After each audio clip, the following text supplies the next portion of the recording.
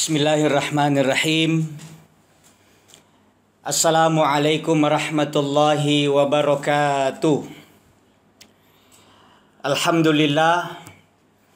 Wassalatu wassalamu ala rasulillah Sayyidina wa maulana Muhammadin sallallahu alaihi wasallam wa ala alihi wa sahbihi ajma'in, amma ba'd.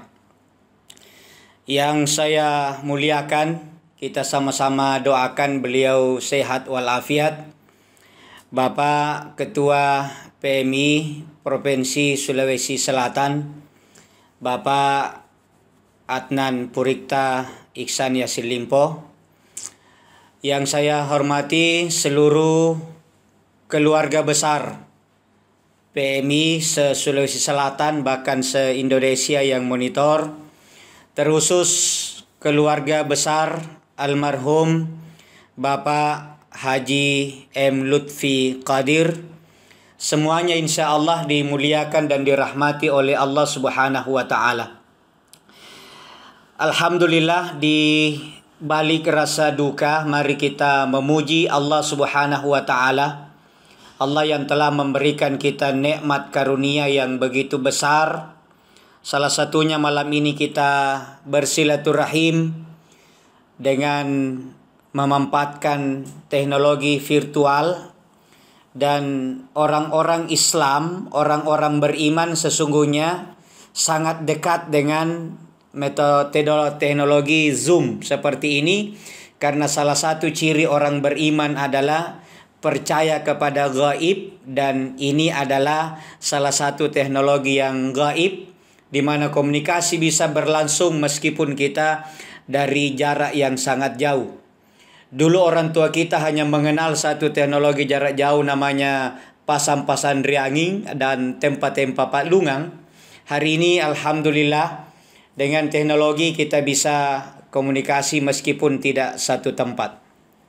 Salawat dan salam kepada junjungan kita Rasulullah Muhammad sallallahu alaihi wasallam, Nabi yang mengajarkan kepada kita apa-apa yang boleh dan tidak boleh kita lakukan, apa-apa yang semestinya kita lakukan ketika ada keluarga kita, sahabat kita, kerabat kita yang berpulang ke rahmatullah.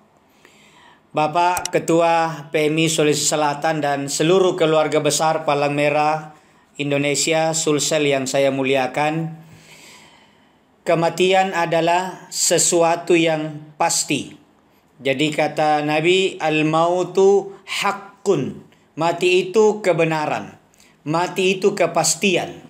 Dan inilah yang sekarang berlaku kepada keluarga kita, sahabat kita, orang tua kita, almarhum Bapak Haji Lutfi Qadir. Yakinlah bahwa beliau hanyalah duluan berangkat. Dan sesungguhnya secara hakiki beliau tidak mati. Di dalam Al-Quran Allah Subhanahu wa Ta'ala berfirman, "Wala taqulu liman yuqtalu fi sabilillahi amwat." Janganlah kalian mengatakan orang yang mati di jalan Allah itu mati. Bal ahya, melainkan mereka tetap hidup. Walakin la tash'urun, hanya kita tidak menyadarinya. Sebagaimana yang disampaikan tadi Pak Bupati, Pak Ketua, bahwa beberapa waktu sebelum beliau meninggal masih mendonorkan darahnya. Kata Nabi, khairun nas anfa'uhum linnas. Sebaik-baik manusia, kata beliau, adalah yang bermanfaat untuk manusia, bermanfaat untuk orang banyak. Dan almarhum telah membuktikan manfaatnya, termasuk kita semua keluarga besar Palang Merah Indonesia. Maka kita adalah manusia terbaik, terkhusus almarhum. Beliau sudah menikmati, merasakan kebaikan-kebaikan yang beliau telah lakukan ketika hidup di dunia. Bapak, Ibu, saudara-saudari jamaah takziah virtual yang insya Allah dimuliakan oleh Allah Subhanahu wa Ta'ala. Di dalam Al-Quran Allah pula berfirman, "Aynama takunu yudrikkumul maut, walau kuntum fi burujim musyayyada. Dimanapun kita berada, dimanapun kalian mengarah, dimanapun kita bersembunyi, mati akan datang menjemput kita, meskipun kita bersembunyi di tempat yang paling kokoh. Qul innal mauta alladzi tafirruna min. Kasih tahu umatmu Muhammad, termasuk kasih tahu seluruh keluarga besar Palang Merah Indonesia, mati yang engkau lari darinya, mati yang engkau menghindarinya, sembunyi darinya, dia akan datang kepadamu. Karena itu, berbicara kematian, satu, mati itu pasti. Mati itu hak, mati itu kebenaran. Maka tugas kita malam ini adalah mengambil iktibar, mengambil pelajaran dari kepergian almarhum. Kalau malam ini kita takziah di hampir seluruh daerah untuk almarhum, pasti suatu waktu orang juga akan takziah, tapi kita sudah tidak menyaksikannya secara nyata karena kita yang ditakziahi. Maka kata Nabi, orang yang terbaik bukanlah orang yang lengkap fasilitas dunianya, tapi orang yang terbaik adalah mereka-mereka yang mempersiapkan kematiannya jauh sebelum kematian itu datang kepadanya. Jadi, ayo, pesan saya yang pertama kepada kita semua, termasuk saya, almarhum berangkat duluan dan kita pasti akan menyusulnya. Kapan kita meninggal? Di mana kita meninggal? Apa sebab kematian tak? Bukan urusan kita. Tidak wajib tahu kapan kita meninggal. Tidak wajib tahu di mana kita dikubur. Tidak mesti tahu apa sebab kematian.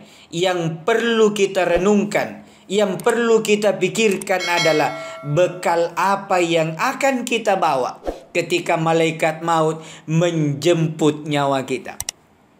Ayo kita bicara dengan hati kita sekarang. Saya tidak mungkin face to face langsung karena tidak ada komunikasi interaktif.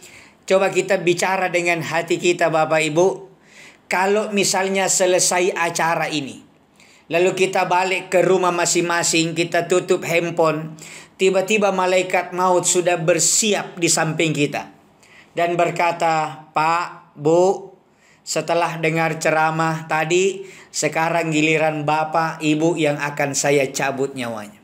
Pertanyaannya, kalau itu nyata, sudahkah kita bisa mengatakan, "Selama mantom maki kutunggu malaikat maut, saya memang sudah lama merindukan kematian"? Karena itu, setelah mati itu hak kebenaran, maka mati yang kedua pengertiannya adalah kegembiraan. Mati itu kebahagiaan. Bagaimana mungkin mati itu kebahagiaan, Ustadz? Bukankah orang pada menangis, orang ditangisi, orang sedih, bahkan orang berusaha menghindari kematian? Bagaimana mungkin kita mengatakan mati kebahagiaan? Iya, mati itu adalah sebuah kebahagiaan. Saya mau menyampaikan dua riwayat yang membuktikan mati itu indah. Yang pertama, Nabiullah Ibrahim alaihi salam. Ketika baginda Ibrahim akan meninggal dunia, datanglah Israel, malaikat maut. "Assalamu alayka ya Rasulullah." Dijawab oleh Nabi Ibrahim, "Wa alaikas salam." Nabi itu kenal dengan malaikat. Semua nabi biasa bertemu, bersahabat malaikat. Kata Nabi Ibrahim, "Ada apa datang wahai Israel? Kau datang hanya sekedar jalan-jalan atau ada tujuan lain?" Kata malaikat maut, "Maaf ya Rasulullah, saya datang membawa surat perintah. Hari ini habis periode kita. Hari ini saya diperintahkan mencabut nyawa." Nabi Ibrahim kaget. Kata Nabi Ibrahim, "Kenapa harus sekarang?" Kata malaikat maut, "Nabi Ibrahim takut mati ya?" Kata Nabi Ibrahim, "Ini bukan soal takut atau berani Israel. Saya ini kan digelar sebagai Khalilullah, kekasih Allah." Kata malaikat maut, "Iya. Sekarang jawab pertanyaan saya, malaikat maut. Kalau malaikat maut bisa menjawab, saya siap meninggal. Saya kan kekasih Allah. Iya. Adakah kekasih yang mau melihat kekasihnya kesakitan? Adakah kekasih yang mau menyakiti kekasihnya? Kata malaikat maut, tidak ada. Terus kenapa kau bertanya begitu, Ibrahim? Kata Nabi Ibrahim, kalau nyawa dicabut kan sakit. Iya, tidak mungkin Allah menginginkan mau melihat saya sakit. Malaikat maut tidak bisa menjawab pertanyaan super berat ini, lalu dia telepon Allah. Ya, dia zoom dengan Allah Subhanahu wa taala. Kemudian, ya Allah, saya belum cabut nyawanya Nabi Ibrahim. Kenapa? Dia kasih saya pertanyaan yang sangat berat. Apa pertanyaannya? Adakah kekasih yang mau menyakiti kekasihnya? Terus kau jawab apa? Saya bilang tidak ada, Puang. Karena tidak mungkin kekasih mau melihat kekasihnya menderita. Nah, kalau saya cabut nyawanya Ibrahim, pasti kesakitan.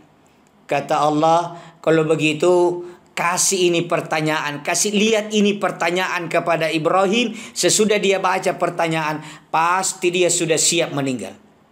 Turunlah kembali malaikat Jibril, bawa surat panggilan yang kedua. Dibaca Nabi Ibrahim. Nabi Ibrahim tersenyum dan siap meninggal. Apa pertanyaan yang dibawa oleh malaikat maut dari Allah? Tulisannya sederhana. Adakah kekasih yang tidak rindu berjumpa dengan kekasihnya? Begitu Nabi Ibrahim baca, adakah kekasih yang tidak rindu ketemu kekasihnya? Dia langsung teriak, Israel, Allah menyawa aku kama-kamane, Allah nih, cabut sekarang. Saya sudah siap meninggal karena saya sudah lama rindu untuk berjumpa dengan Allah. Mati itu pertemuan dengan Allah. Kalau selama ini kita hanya mengaku cinta kepada Allah, kita mengaku sayang, cinta kepada Allah, terus dipanggil mati kita tidak mau. Itu cinta balle-balle itu.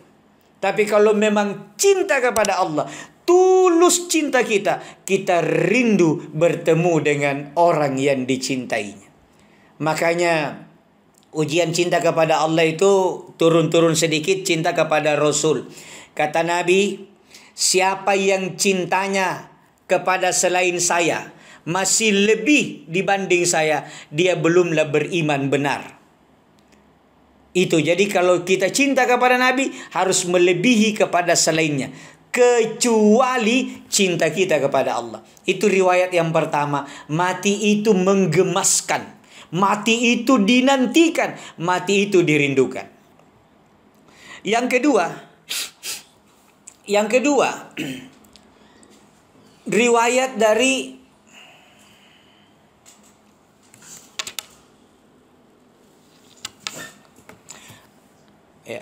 yang lain mood dulu ya. Yang kedua, ketika Nabi Shallallahu Alaihi Wasallam akan wafat, menjelang kematiannya beliau dikelilingi oleh istri-istrinya. Terakhir datanglah Siti Fatimah, anak kesayangannya. Itu Fatimah dalam riwayat Bapak Ibu, cara jalannya saja sama dengan caranya Rasul. Mirip betul. Dia mendekat. Begitu mendekat kata Nabi, nak Fatimah kemari. Tempelkan telingamu pada bibirku. Ditempelkannya telinganya Fatimah pada bibirnya Nabi. Tiba-tiba Fatimah menangis sedih. Sudah itu dia bangun. Setelah itu kata Nabi, nak Fatimah, tempelkan lagi telingamu di bibirku.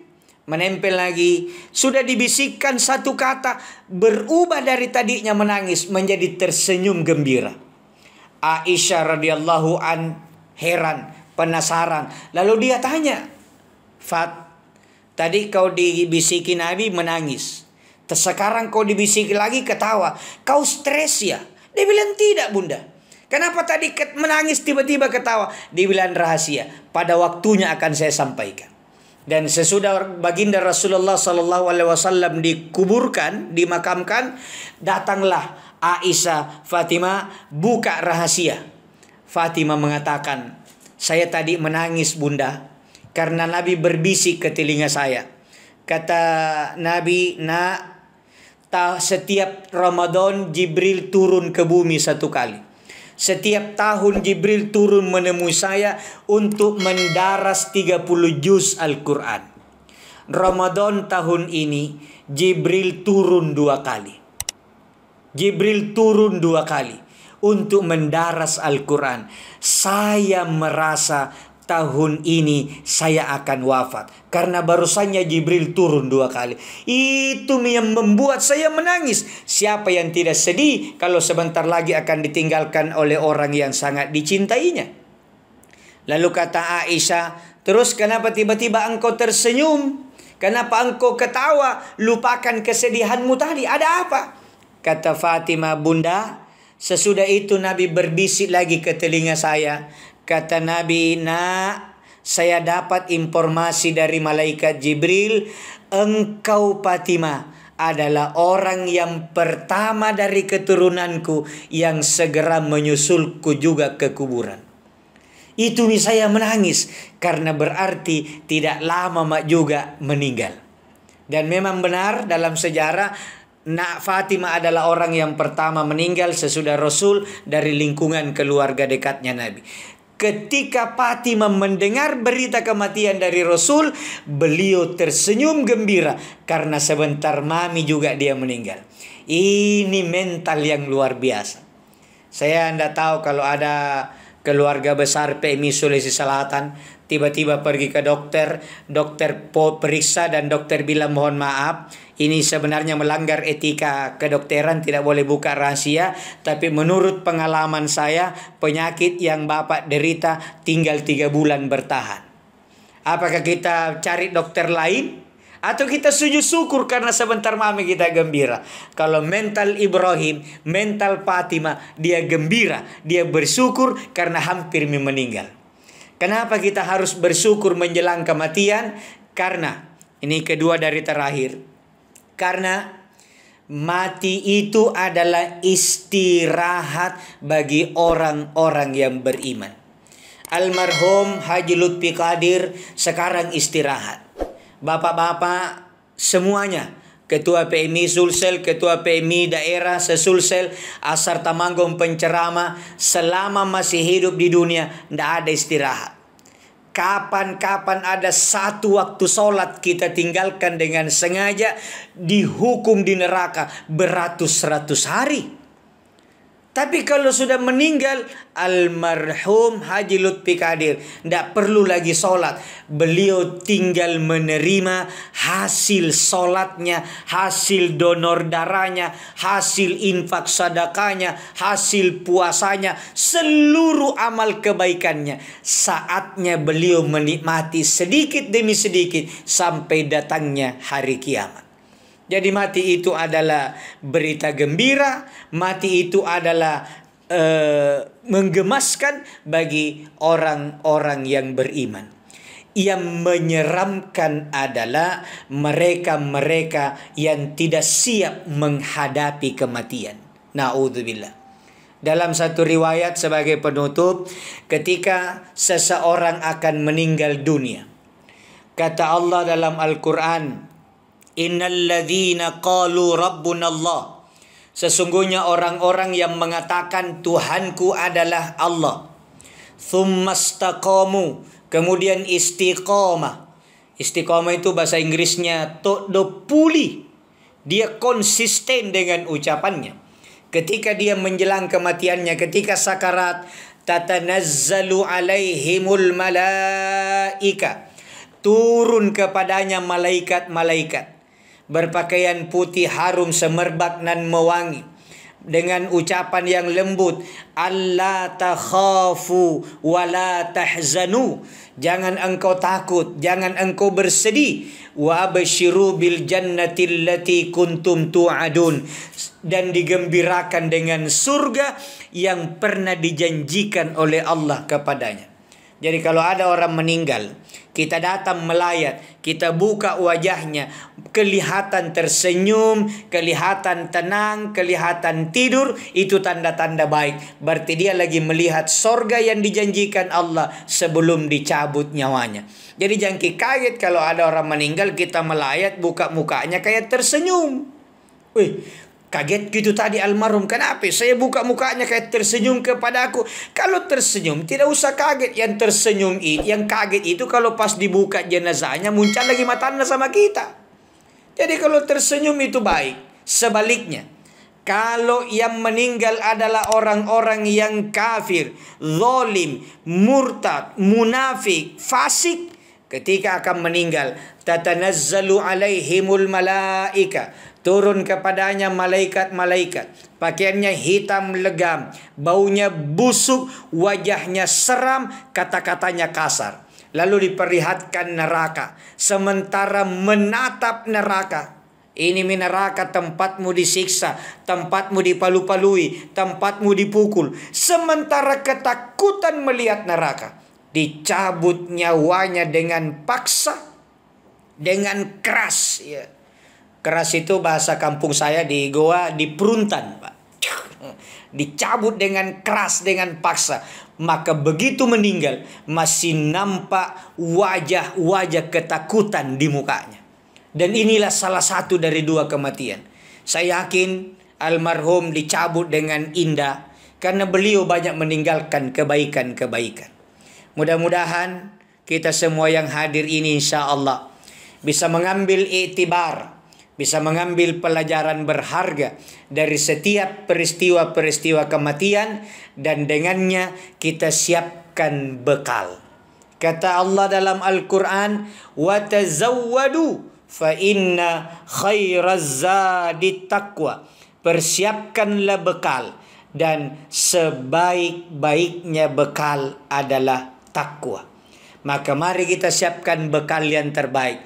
Yang malam ini solatnya masih suka molor-molor. Saya tidak bicara bolong-bolong. Tidak mungkin PMI yang muslim ini bolong-bolong solatnya. Tapi yang molor-molor masih banyak. Yang suka nunda-nunda solatnya, duhurnya 1:30, asarnya jam 5, isanya jam 11:30 malam. Yang masih suka molor-molor solatnya terakhir ini malam. Mari kita perbaiki mulai sebentar subuh. Yang belum solat isya, kemudian ikuti takziah virtual ini, jangan lupa solat isya dulu baru kita tidur. Ustadz, saya tidak subuh, duhur, absar, tak kala subuh besok baru kumulai. Siapa bilang kalau tidak sholat subuh harus subuh lagi baru dimulai? Siapa yang kasih tahu kita bilang kalau tidak makan pagi tak kala besok pagi baru kita mulai makan? Ayo, mari bersegera. Tidak ada waktu tunda-tunda, karena kita tidak tahu kapan nyawa kita dicabut oleh Allah. Kapan giliran kita? Kita tidak tahu siapa di antara peserta Zoom malam ini yang paling duluan menyusul almarhum. Tapi pasti ada. Pasti ada yang duluan menyusul. Cuma kita tidak tahu duluannya tahun depan, 10 tahun yang paling yang akan datang. Tapi di antara kita pasti ada yang pertama nanti menyusul almarhum. Sebelum kita menyusul, sekali lagi mari kita siapkan bekal yang terbaik. Bapak Ketua PMI Sulawesi Selatan dan hadirin dan hadirat yang dimuliakan Allah, mudah-mudahan apa yang saya sampaikan ini 23 menit 40 detik karena saya pakai rekaman di sini. Mudah-mudahan ada manfaatnya. Saya Ashar Tamanggong, manusia biasa, tidak luput dari kesalahan dan kekurangan. Neneknya Supian makan terasi. Sekian dan terima kasih. Mari kita akhiri bersama-sama dengan bermunajat kepada Allah, berdoa kepada Allah.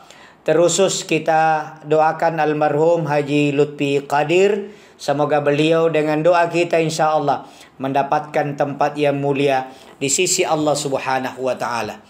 Ala hadhihi niyah ila hadratin Nabil Mustafa Muhammadin sallallahu alaihi wasallam, khususan ila ruh almarhum Haji M Lutfi Qadir. Syai'un lillahi lahumul Fatihah. A'udzu billahi minasyaitonir rajim. Bismillahirrahmanirrahim. Alhamdulillahi rabbil alamin arrahmanir rahim maliki yaumiddin. Iyyaka na'budu wa iyyaka nasta'in. Ihdinas siratal mustaqim, siratal ladzina an'amta 'alaihim ghairil maghdubi 'alaihim waladdallin. Amin. Bismillahirrahmanirrahim. Alhamdulillahi rabbil alamin. Allahumma salli ala sayyidina Muhammadin wa ala alihi wa sahbihi ajma'in. Allahumma ighfir lana wa liwalidayna warhamhuma kama rabbayana shighara. Allahumma inna nas'aluka ridhaka wal jannah wa na'udzu bika min sakhatika wan nar. Allahumma ighfir lahu warhamhu wa'afihi wa'fu anhu wadkhilnal jannata darus salam birahmatika ya arhamar rahimin. Rabbana atina fid dunya hasanah wa fil akhirati hasanatan wa qina adzaban nar.